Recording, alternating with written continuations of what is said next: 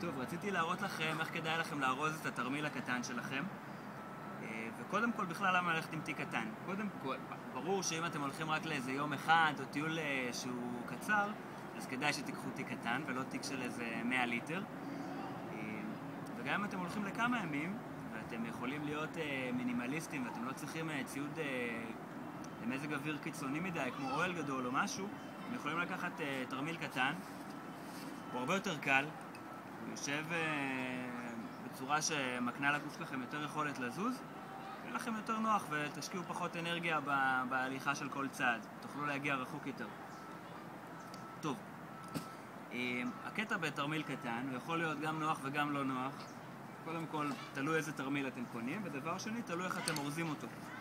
גם תיק קטן כדאי לארוז בצורה כזו שהמשקל הכבד יותר יושב יחסית למעלה וצמוד לגב.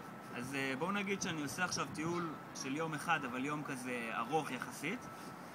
אז אני לוקח גם מים וזה, אבל לא שק שינה. אז אני אקח את הפליז שלי ואת הביגוד החם, ואני אשים אותו למטה. אפילו שאני רוצה אותו יחסית בשליפה מהירה, התיק הוא קטן ולא תהיה לי בעיה להוציא שנייה את הדברים ולהגיע לפליז. עדיף לי שיהיה לי יותר נוח מתי שאני סוחב את התיק. אז אני לוקח את הפליז ושם אותו למטה. עליו ישבו הדברים, והוא יהיה בתחתית והוא יהיה המשקל הקל של למטה. אחרי זה אני לוקח את המים, שם אותם מעל הפליז וצמוד לגב, כמה שיותר צמוד לגב. לוקח את הדבר הזה, זה אוכל, פקל קפה, גזייה, טטטה, מאורגן בכיס, ודוחף את זה כאן למעלה. עכשיו זה באמת תרמיל קטן, זה תרמיל של כולה 35 ליטר. זה תיק קטנצ'יק, הוא לא תיק גדול. נהדק את הרצועות שלי, יפה יפה.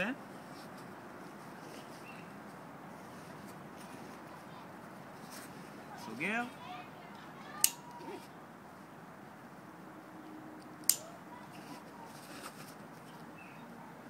ופה בכובע אני יכול לשים מפה, מצפן, פנס, דברים שאני רוצה.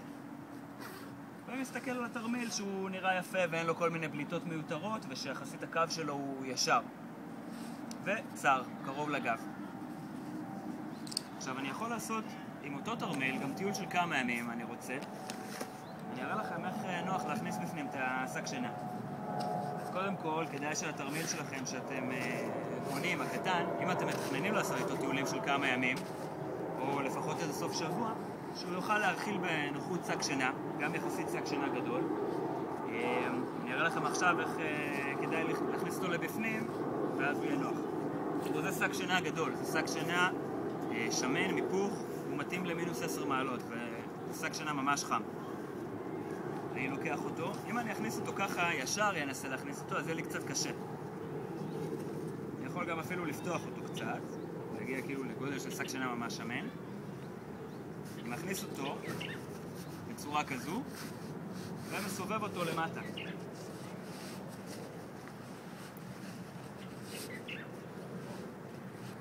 עשיתי את זה ממש בקלות, הוא יושב ממש ממש טוב בתחתית.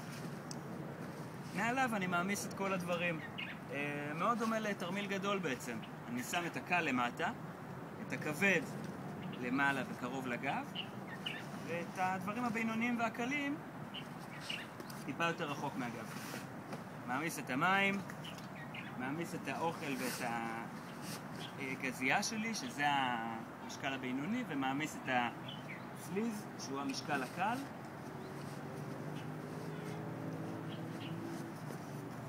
עכשיו, אם יש לי עוד מים שאני רוצה לקחת, אני יכול גם...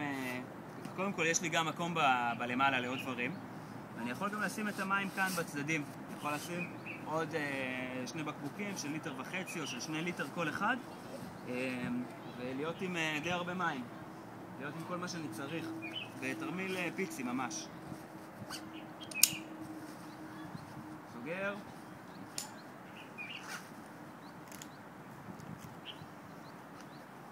שם פה למעלה את כל העסק הזה.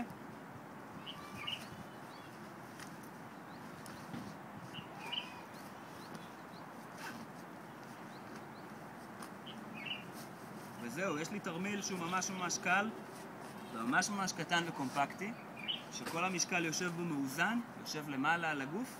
אני יכול לעשות איתו בכיף טיול של כמה ימים, ולהגיע למהירות מאוד מאוד גבוהה מתי שאני הולך, ולא להשקיע הרבה מאמץ בהליכה ובכל צעד, וליהנות יותר. טוב, זהו. ביי.